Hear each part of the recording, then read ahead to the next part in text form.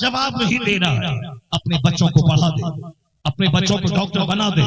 नेतागिरी करने के लिए अपने बच्चों को मैदान में मत ला, अपने बच्चों को आईएएस ऑफिसर बना दे, अपने बच्चों को बैंक का प्रोबेशनरी ऑफिसर बना दे, अपने बच्चों को पीएचडी डिग्री होल्डर बना दे, प्रोफेसर बना, मास्टर बना, टीचर बना, ब्लॉक डेवलपमेंट ऑफिसर बना, डीएम बना, आर्मी में भेज, जज बना, बैरिस्टर बना, लॉयर बना, एडवोकेट बना, बाकमाल हाफिज बना, बाकमाल आलिम बना। जब तेरे पास इल्म रहेगा तो उसकी तलवारें टूट जाएंगी। इल्म की ताकत हमेशा तलवार पे गालिब आती है।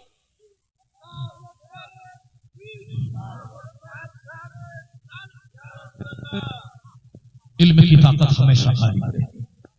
आज दलितों का बच्चा जब डीएम बना, मुसहर का बेटा जब ब्लॉक डेवलपमेंट ऑफिसर बनता है, वो कहता है मैं कमजोर था, मुझको शिक्षा ने बलवान बना। जब एक दलित की बेटी उत्तर प्रदेश की वजीर आजम बनी, वो कहती है मैं तो दलित की बेटी थी मगर शिक्षा ने मुझे ताकतवर बनाया। जब एक गरीब का बेटा, गरीब की बेटी जिसका बाप मर गया, गरीब की बेटी जिसकी मां मर गई, वो अपने फूफी के यहाँ पलने वाली, अजनबी मर्दों के जरिए मदद पाने वाली, जब वो डिस्ट्रिक्ट मजिस्ट्रेट बन जाती है, तब वो कहती है मैं तो इस कदर कमजोर थी कि न मेरे पास अपना घर था, न मेरे पास कोई पनाह देने वाला कोई था। मेरी माँ भी मर गई, मेरे बाप भी मर गए, लेकिन आज कई पुलिस आगे पीछे अब पूरे डिस्ट्रिक्ट की मलका बनी हुई है। जवाब आता है कि शिक्षा ने मुझे शक्तिशाली बना दिया। सारे लोग आज कहते हैं knowledge is power, knowledge is light. शिक्षा प्रकाश का नाम है, शिक्षा शक्ति का नाम है, इल्म ताकत का नाम है, इल्म रोशनी का नाम है।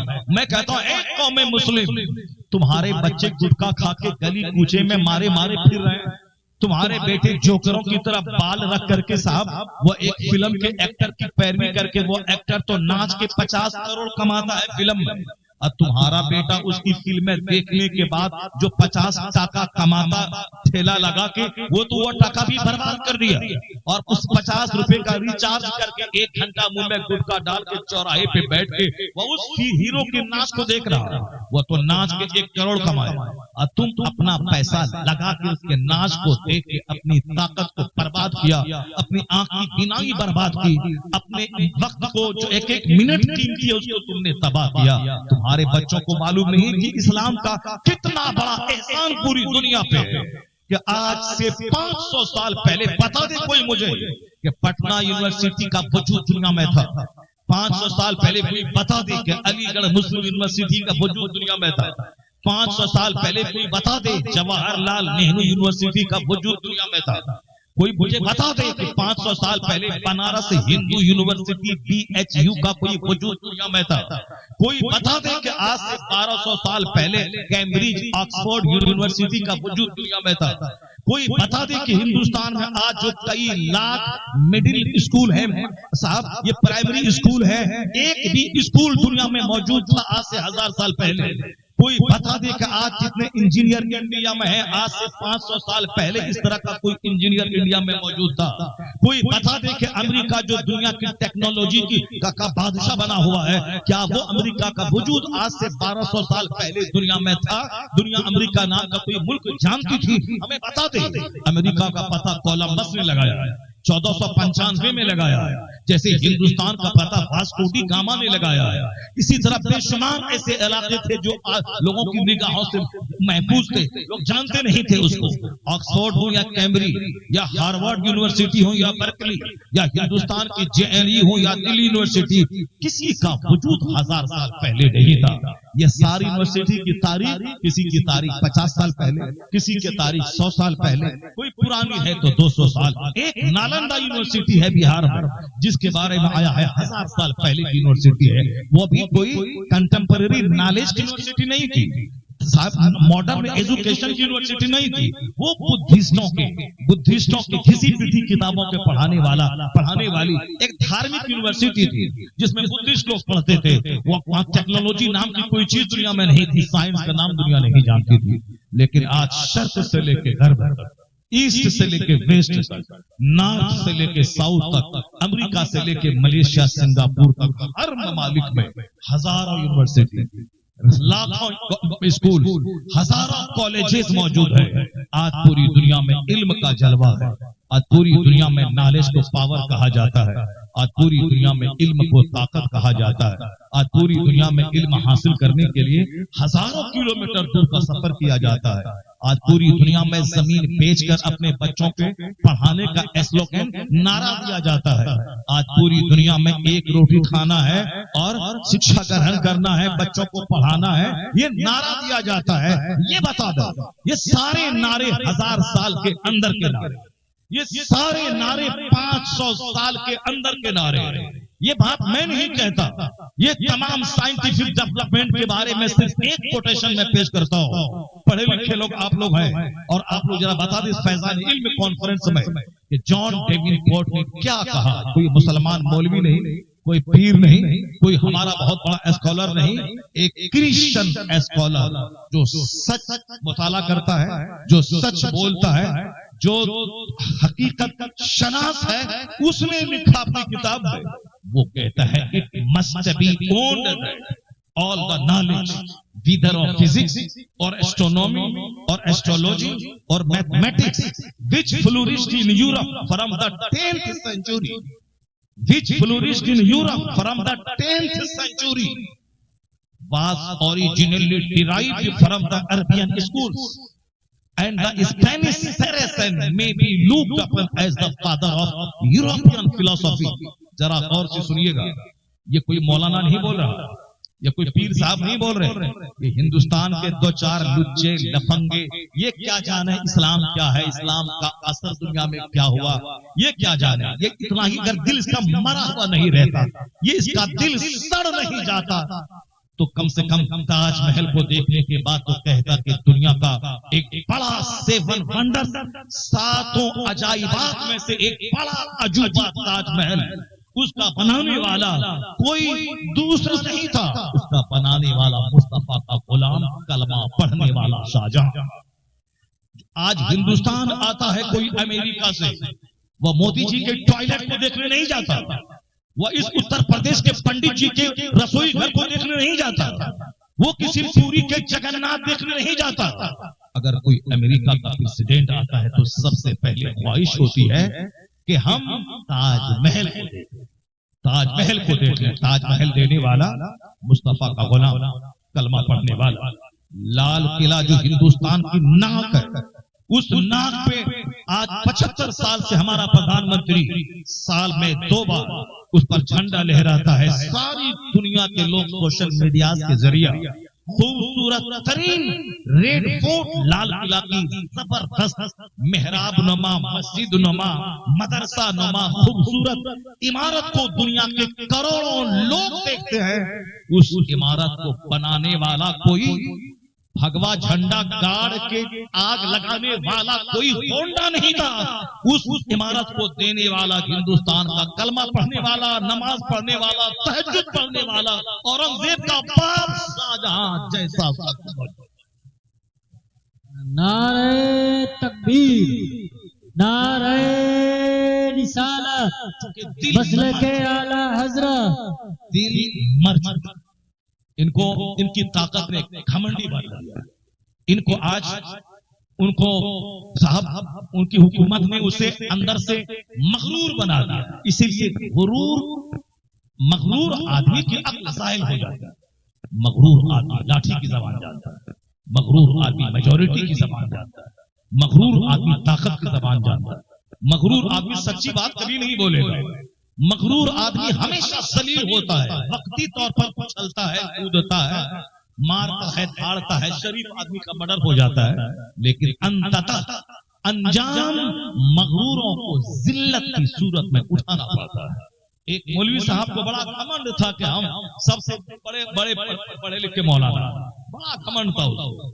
ये फारसी की पहली पढ़ाने वाला, ये मुंशी पढ़ाने वाला, ये पढ़ाने वाला, ये क्या है साहब काफिया पढ़ाने वाला, मैं तो मुल्ला हसन पढ़ाने वाला, मैं बुखारी पढ़ाने वाला, मैं पढ़ाने वाला, मैं साहब बहुत मानी और इल्म हदीस की बड़ी बड़ी किताबों को पढ़ाने वाला। ये हमारे सामने ये क्या टिके, यानी घमंड में चूर रहता था। एक मदरसे में अल्लाह ताला सारे घमंडी को जलील करता है। हर घमंडी को जलील करता है, देर या सवेर। घमंडी जन्नत में भी नहीं जाएगा और घमंडी दुनिया में इज्जत भी नहीं पाएगा। घमंडी को उनको बीवी के सामने जलील होना पड़ेगा, घमंडी को बच्चों के सामने जलील होना पड़ेगा, घमंडी को अपने समाज के लोगों के सामने जलील होना पड़ेगा। जो झुक गया इज्जत पा गया। जो मन तवाज़ा लिल्लाह है रफ़अहुल्लाह, जो अल्लाह के लिए नर्म हो जाता है अल्लाह उसको बुलंद कर देता है। नरमी में बुलंदी है, सॉफ्टनेस में बुलंदी है, आजिज़ी में इज्जत है, खाकसारी में इज्जत है। जो कहता है कि आई नो नथिंग, मैं कुछ नहीं जानता हूं, समझ लें वही सब कुछ जानता है, वही इज्जत वाला होता है। और जो कह दे आई नो एवरीथिंग, मैं सब कुछ जानता हूं, समझ लें कि ही नोज नथिंग, वो कुछ नहीं जानता है। उसका गुरूर उसको तबाह कर देगा। एक मदरसे में पहुंचा, बड़ा खमड़ था उस मौलाना को, मेरे चर्चे हैं, मेरे साथ ढोल बज रहे हैं, मेरे डंके बज रहे हैं, मेरा नाम है, बहुत हूं। तो एक मौलाना से उन्होंने ऐसे ही जांच करते बोला कि फला मसला कहाँ है। मौलाना ने कहा कि अस्फार का मुताला करो। मौलाना ने कहा कि अस्फार का मुताला करो। ये बोलता अस्फार, ये अस्फार क्या चीज है, कौन किताब है अस्फार? फतवा काजी खां, फतवा आलमगीरी, फतवा हिंदिया, फतवा फला, ये सब तो है, ये अस्फार क्या चीज है? कहा मौलाना तुम्हें नहीं मालूम है कि अस्फार क्या चीज है? कुरान शरीफ में आया है वयहमिलून अस्फारा, यानी अस्फारा का मतलब होता है बड़ी बड़ी किताब है, बड़ी बड़ी किताब है। इतना जलील हुआ वो घमंडी सारे बच्चों के सामने, सारे असातिज़ा के सामने। इसका मतलब ये नहीं कि जो तुम जानता है सब कुछ वही है, उससे आगे भी इल्म होता है। इसलिए जो जितना ज्यादा पढ़ा लिखा होगा उसी उसकी बात में नरमी होगी। ख्वाजा मुजफ्फर साहब, मौलाना अब्दुल नशरी साहब जानते हैं, इसके इलाके के इमाम इल्म फन, अमेरिका और यूरोप से बेशुमार फोन आने वाला, जहां 24 घंटे रात नहीं आती है वहां रोजा नमाज कैसे रखें, हिंदुस्तान का कोई मौलवी उसे बता दे। ये अगर कोई मौलवी बताने वाला था तो इमाम इल्म फन ख्वाजा मुजफ्फर हुसैन रहमतुल्लाह अलैह, जिसे इल्म तौक़ीद पे, इल्म तकसीर पे, इल्म हैयत पे, इल्म जोफर पे कितना गहरा इल्म था कि जिसको देखने के बाद पता चलता है जब आला हजरत का पोता शागिर्द इतना इल्म रखता है तो आला हजरत के पास कितना इल्म होगा। आला हजरत के शागिर्द हुजूर मलिकुल उलमा के शागिर्द इमाम इल्म फन ख्वाजा मुजफ्फर साहब है। ये पोता शागिर्द हुए आला हजरत के। मैंने जब उनके इल्म तौक़ीद के मैथ्स को मैंने पढ़ा, मेरे जैसा छोटा मोटा मौलवी उसके कुछ भी पल्ले नहीं पड़ा कि क्या लिखा है। मैंने कहा साहब ये तो मैं नहीं समझ सकता हूँ, जब मैं इमाम इल्म फन को मैं नहीं समझ सकता हूँ तो आला हजरत को कैसे समझ सकते हैं, हुजूर मलिकुल उलमा को कैसे समझ सकते हैं। लेकिन इतने इल्म के पहाड़, माउंटेन ऑफ नॉलेज होने के बावजूद किस कदर आजिज़ी से मिलते थे, किस कदर हर आने वाले से इस तरह मिलते थे जैसे पुराना नासा हो, या ये उनके सामने कुछ नहीं है। हम लोग उनके सामने ये सब्बा हिस्सा भी इल्म नहीं रखते, लेकिन जब भी मिलते थे ऐसा लफ्ज़ के इस्तेमाल करना, इस तरह शहरियारे खिताबत करके तारीफ करना जैसे कि वो हमारे सामने कुछ नहीं है, जबकि हम मेरे जैसा आदमी उनके इल्म के सामने हजारवां हिस्सा भी इल्म नहीं रखता, मगर वो ऐसे मिलते थे जैसे कि उनके सामने अपने आप को कुछ नहीं समझते हैं। इसी अखलाक ने उसे इमाम इल्म फन बना दिया, इसी अखलाक ने आज उसे लाखों आलिमों की जबान पे जारी रहने वाला एक इज्जत वाला नाम बना दिया। इसी अखलाक ने उसे शोहरत की बुलंदी पे पहुंचा दिया। मतलब ये कहना चाहता हूं कि घमंडी जलील होता है। ये दो चार घमंडी हिंदुस्तान के जो मुस्तफा के खिलाफ बोलते हैं, ये जलील और रुस्वा होके रहेंगे और होके रहेंगे। क्या ए मुसलमान, क्या तुझे अब तक इस बात का यकीन ना हुआ कि मेरा इस्लाम सच है, मेरा मजहब हक है? हजारों तरफ मीडिया में शोर हंगामा, इस्लाम के खिलाफ बयानबाजियां हैं, मगर मुस्तफा की तौहीन करने वालों को अल्लाह जहन्नम की आग में तो वहां जलाएगा। क्या तुमने दुनिया में नहीं देखा सलमान रुश्दी का अंजाम क्या हुआ? क्या तुमने दुनिया में नहीं देखा तस्लीमा नसरीन का अंजाम क्या हुआ? क्या तुमने दुनिया में नहीं देखा नुपुर शर्मा का अंजाम क्या हुआ? वो मरी नहीं है, जिंदा, मगर जिंदा रहने के बावजूद मुर्दा से बदतर है। वह सड़क पे आ नहीं सकती, वह दुकान पे बैठ के चाय नहीं पी सकती। एक ऐसा खौफ उसके दिल पे तारी है कि न जाने कब कोई मुस्तफा का वफादार उसकी गर्दनें काट दे। वो उसका कमलेश कुमारी का अंजाम तुझे मालूम है। इसलिए जो भी मुस्तफा की तौहीन करेगा, चाहे वो अति नरसिंहानंद हो, चाहे वह गिरिराज हो, अल्लाह उसे जलील कर देगा, रुसवा कर देगा। एक बड़ी मिसाल ये साहब वसीम नाम का ये काफिर मुर्तद लखनऊ का जो इज्जत पाने के लिए अति नरसिंहानंद के पास गया, जो डासना के मंदिर में गया, मगर आज जलील हो गया बीवी के नजदीक, जलील हो गया बच्चों के नजदीक, जलील हो गया अपनी बिरादरी के नजदीक। इतना याद रख ले, जिस तरह कल अबू लहब जलील हुआ, इस अबू जहल जलील हुआ, अबू लहब जलील हुआ, उत्बा शैबा जलील हुआ, यजीद जलील हुआ, जितने भी मुस्तफा के गुस्ताख जलील हुए, कयामत तक मुस्तफा के गुस्ताखों के लिए जिल्लत है, मुस्तफा के वफादारों के लिए इज्जत है। सुभान अल्लाह। नारे तकबीर, नारे तकबीर, नारे रिसालत, उलमाए अहले सुन्नत, हजरत मुफ्ती शहर यार खान साहब किबला, नारे तकबीर, मजहबे इस्लाम, नारे तकबीर, नारे रिसालत। इस्लाम कभी खतरे में नहीं था और न क़यामत तक कभी खतरे में रहेगा। दुनिया में जिंदगी के दिन गुजारने के लिए बेशुमार प्रॉब्लम्स को देखना पड़ता है, बेशुमार मुसीबतों को झेलना पड़ता है। हम 54 साल की उम्र के हो गए। अपनी जिंदगी के तजर्बे को अगर मैं रखूं तो आपके होश उड़ जाए। मैं पैदा कहाँ हुआ, मेरी इब्तिदाई तालीम कब हुआ, मैं 11 साल की उम्र से घर से बाहर आया और अभी 54 साल की उम्र हो गई। 11 साल की उम्र में इल्म हासिल करने में घर से बाहर निकल गया। 1981 का जमाना था, 70 की मेरी पैदाइश है। सरकार मुफ्ती आजम हिंद रज़ी अल्लाह तआला अन्हु का विसाल भी 1981 हुआ। जब मैं घर से बाहर निकला था, मदरसे में गया, तब मदरसे में मुझको पता चला मुफ्ती आजम हिंद का आज विसाल हो गया। ये 1981, और उस वक्त से मैं आज तक बाहर ही। ये 1 महीना घर बाहर रहा, 2 दिन घर में चला गया, 2 महीना बाहर रहा, 2 दिन घर में चला गया। वो भी घर में रहना होता है क्या? ये इस पढ़ने के जमाने से लेके पढ़ाने के जमाने तक 10 साल इमामत की, और आज 20 साल से मारे मारे फिर रहे हैं। कभी गुजरात, कभी राजस्थान, कभी कश्मीर, कभी तमिलनाडु, कभी मरियान, कभी तेलंगाना, कभी केरला, यही सब कर रहे हैं। घर से बाहर ही है सब। इस जिंदगी में कितने तजर्बात हैं और किस कदर दुखों का सामना करना पड़ा है और किस कदर आजमाइशें जिंदगी में आई हैं। सबकी जिंदगी में इसी तरह की आजमाइशें, लेकिन इज्जत के साथ वो खड़ा नहीं है जो जलील करना चाहता। इज्जत के साथ वो आज मौजूद नहीं है जिसने हमारी गुर्बत का मजाक उड़ाया। आज इज्जत के साथ वो नहीं है जो हमारे असातिज़ा पे तलवार का वार करना चाहता। आज इज्जत के साथ वो नहीं है जो हमारे मदरसे की जमीन लूट लेने का सपना देखा था।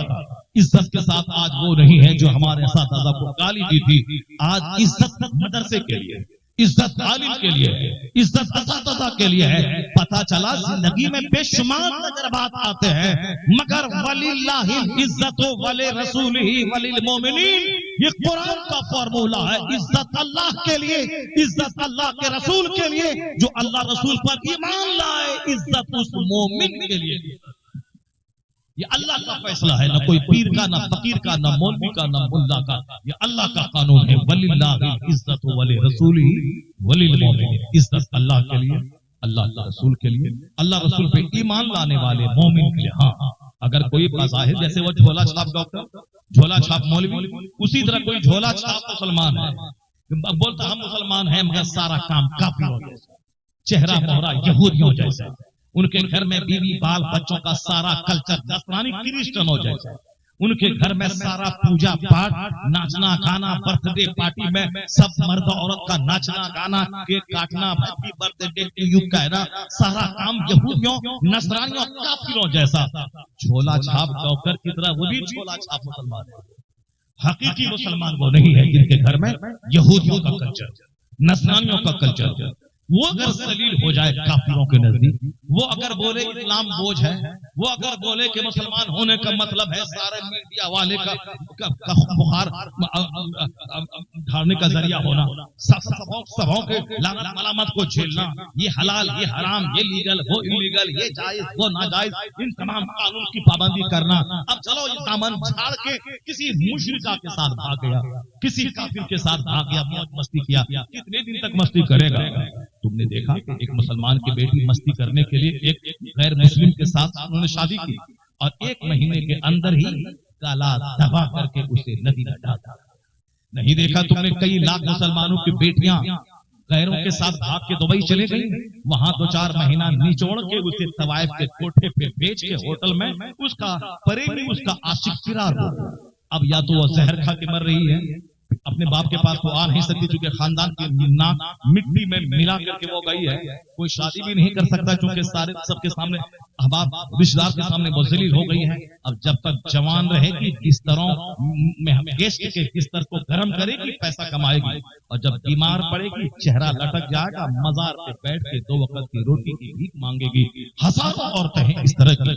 अब मगर एक काली कलोटी भूतनी और तुम्हारे गांव की अगर वह माँ बाप की मर्जी के मुताबिक इस्लामी कानून के मुताबिक वह शादी करी है एक मुसलमान से, 90 साल की होने के बावजूद वह रानी है अपने शौहर के नजदीक, वह रानी है अपनी औलाद के नजदीक, वह बीमार बिस्तर पे पड़ी है मगर औलाद पांव चूम रही है, शौहर उनके सरहाने बैठकर उनके सर में तेल लगा रहा है। यह इज्जत किसी काफिर के साथ भागने में कभी नहीं मिलेगी, यह इज्जत कभी जलीलों के साथ अपने जिस्म का सौदा करने से नहीं मिलेगी। माँ बाप की मर्जी के मुताबिक, अल्लाह की मर्जी के मुताबिक अगर कोई शादी के बंधन में बंध रहा हो, उम्र उसकी बढ़ती जाती है, इज्जत में इजाफा होता चला जाता है, इज्जत में इजाफा होता चला जाता है। वो हमारे गांव समाज के मुसलमान छोकरे जो खैर मुस्लिम औरतों का चेहरा देख के खूबसूरती को देख के भाग गए, दुनिया में भी जलील और रुस्वा, मरने के बाद तो महासंख्यों साल अरबों खरबों साल बेगिनती दुनिया का की तो गिनती है।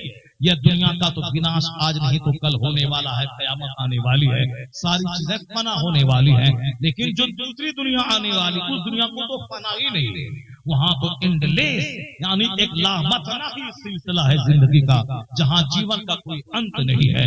वहां कितने दिनों तक वह खरबों अरबों साल वो जहन्नम की आग में चलता रहेगा। एक दिन सब्र कर, एक दिन सीने पे पत्थर रख ले, धैर्य कर ले, चाहे वो हजारों करोड़ों का लालच दे के ईमान लूटना चाहे, खूबसूरत चेहरा दिखा के ईमान लूटना चाहे, चाहे कोई लड़की दिखा के ईमान लूटे, चाहे कोई लड़का दिखा के ईमान लूटे।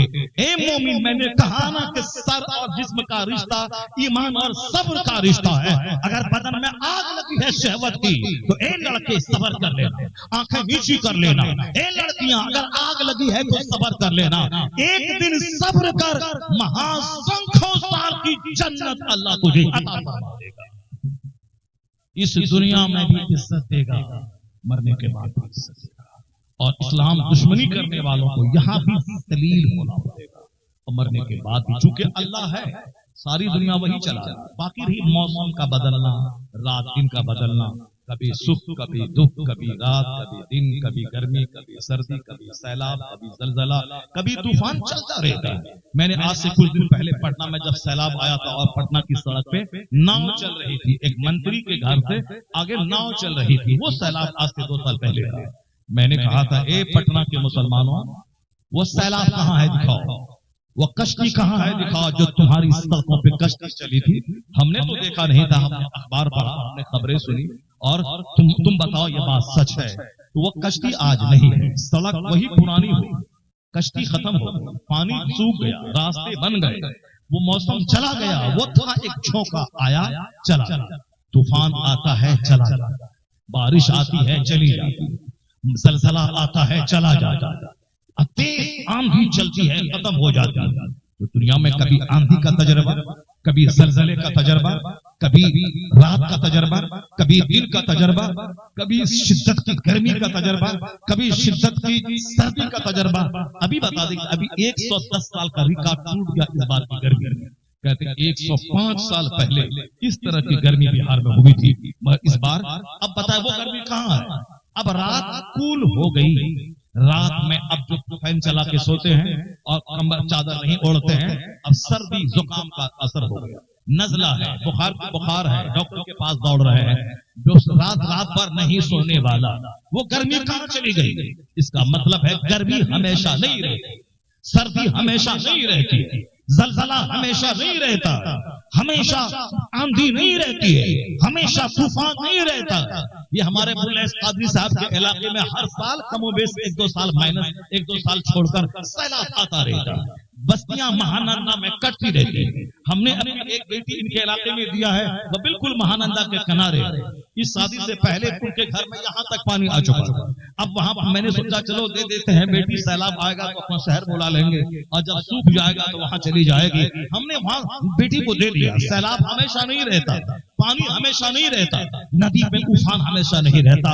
एक कौम में मुस्लिम ये जलजला नहीं रहता, यह तूफान नहीं रहता, ये आंधी नहीं रहती। उसी तरह ये हमें कुछ कहता है, ये कहता है कुफ्र की आंधी भी हमेशा नहीं रहेगी, जुल्म की आंधी भी हमेशा नहीं रहेगी, ये बकवास का तूफान भी हमेशा नहीं रहेगा, ये मुसलमान को गाली देने वाली आंधी भी हमेशा नहीं रहेगी। न तूफान रहेगा, न आंधी रहेगी, न मौसम खुश्क रहेगा, कुछ नहीं रहेगा, मगर रसूलुल्लाह का दीने हसन रहेगा। कोई गुल बाकी रहेगा न चमन रह जाएगा, पर रसूलुल्लाह का दीने हसन रह जाएगा।